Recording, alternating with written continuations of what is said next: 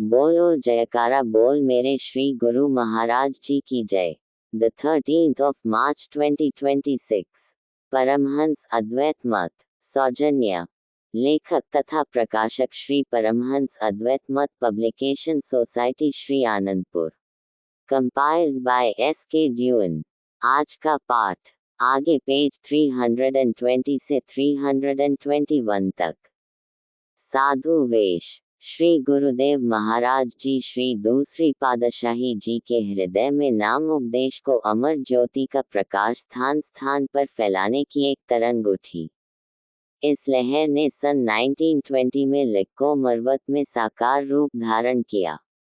श्री गुरुदेव महाराज जी ने कुछ अधिकारी गुरुमुखों को साधु वेद देकर लिक्को मरवत में एक साधु मंडली तैयार की। उनमें से कुछ महात्माजनों को सत्संग उपदेश कार्य के लिए विभिन्न स्थानों पर भेजा। साथ में यह आज्ञा भी दी कि गुरु के नाम पर सत्संग उपदेश देकर अधिकारी आत्माओं को परमार्थ लाभ कराओ। उन्हीं दिनों में स्थान लक्की मरवत में ही सन 1920 में आपको साधु वेश प्रदान कर श्री गुरुदेव महाराज जो श्री दूसरी पातशाही जी ने आपका शुभ नाम श्री स्वामी वैराग्य आनंद जो रखा। आपके हृदय में प्रेम का सागर हिलोरे लेने लगा। श्री गुरुदेव महाराज जो ने आपको भी सत्संग उपदेश की सेवा फरमाई। साथ में ये वचन फरमाए, आप फोर्ट सिंडेमन, बलूचिस्तान तथा सिंध को चिताने के लिए जाओ। वहां पर अपने ही नाम पर सत्संग उपदेश दो।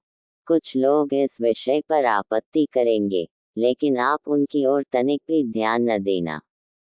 आपको श्री गुरुदेव महाराज जी का वियोग असह्य था।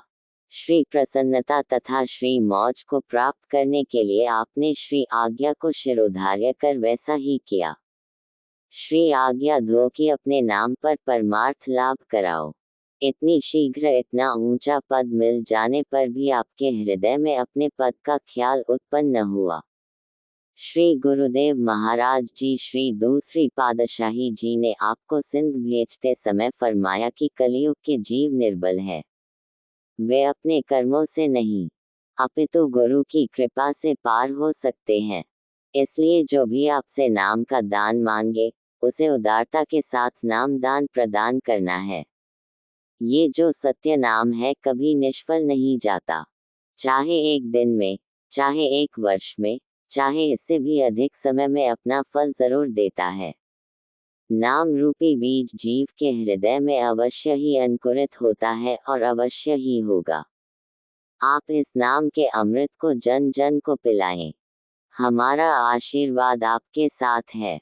आप नम्रता से श्री गुरुदेव महाराज जी की आज्ञानुसार परमार्थ की अनंत यात्रा पर निकल पड़े।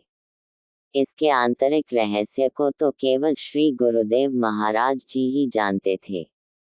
अतः उन्होंने आरंभ से ही आपको ऐसी श्री आज्ञा प्रदान की। बढ़ गए गुरु भक्ति पथ पे, परमार्थ पथ के राही। श्री आज्ञा व श्री सेवा में गुरु की प्रसन्नता पाई। सब जंजाल झटक कर अपना, औरों को दीन ही रिहाई।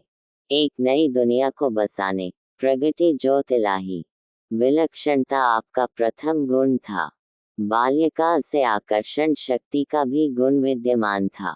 इसके साथ साथ सुंदर स्वरूप, सुडौल शरीर, चेहरे पर एक अनोखे ढंग की दीप्ति, ओठों पे मधुर मुस्कान, बांकी चितवन और मधुर वाणी। भला ऐसा कौन होगा जो इस दिव्य स्वरूप और तेजो में मूर्ति को देखकर आकर्षित न होगा।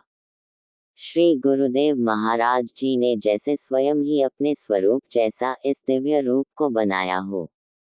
विधाता तो इस दिव्य स्वरूप का दर्शन कर आश्चर्य में पड़ गया। साथ में साधु वेश। इस वेश ने जैसे आपकी मनोहारी झांकी की शोभा को और भी निखार दिया। भगवे वेश के साथ उसी रूप की आभा मुखमंडल पर इठलाती थी। मस्तक पर एक नूरानी तेज झलकता था। प्रकृति ने अजब रंग दिखाया है। उद्यान में अनेक रंगों के पुष्प खिलाए, परंतु पुष्पराज गुलाब तो अपनी दिव्य छटा से मन मुग्ध करने के लिए अनोखे ढंग से उद्यान में शासन करता है। ऐसे ही हृदय रूपी उद्यान पर आपने अनोखे ढंग से शासन किया। बोलो जयकारा बोल मेरे श्री गुरु महाराज जी की जय। अगले पाठ में श्री श्री 108 श्री स्वामी वैराग्य आनंद जी महाराज। कल पाठ में श्री साधु वेश पेज 321 से आगे। बोलो जयकारा बोल मेरे श्री गुरु महाराज जी की जय। Complied by S. K. Dewan।